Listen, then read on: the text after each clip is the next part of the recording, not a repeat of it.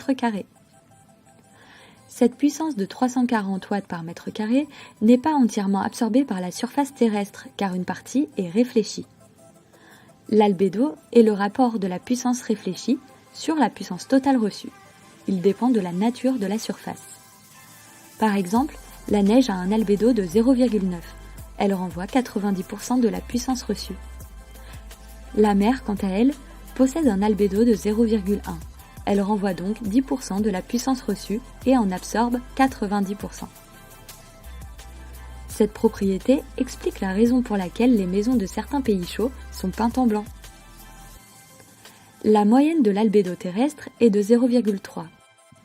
Ainsi, 30% de la puissance solaire reçue est réfléchie par l'atmosphère, les nuages et la surface. La puissance surfacique solaire absorbée par la Terre est donc de 240 watts par mètre carré. La Terre émet elle aussi du rayonnement. Contrairement au rayonnement solaire qui est maximal dans la gamme du visible, le rayonnement terrestre est principalement émis dans les longueurs d'onde infrarouges, à une longueur maximale de 10 nanomètres. En haut de l'atmosphère, cette puissance radiative terrestre vaut 240 watts par mètre carré.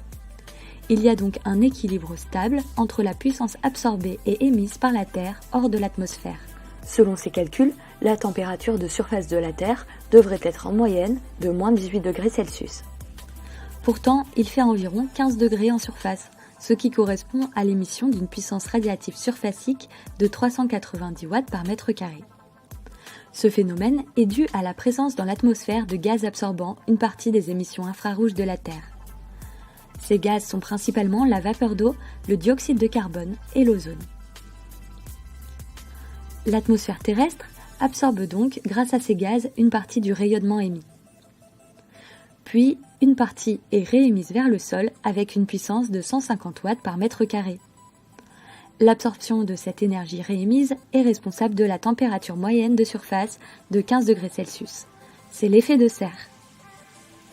La température moyenne de surface de 15 degrés Celsius est donc le résultat d'un équilibre dynamique entre l'absorption à la fois du rayonnement solaire et du rayonnement infrarouge issu de l'atmosphère et l'émission du rayonnement infrarouge de surface.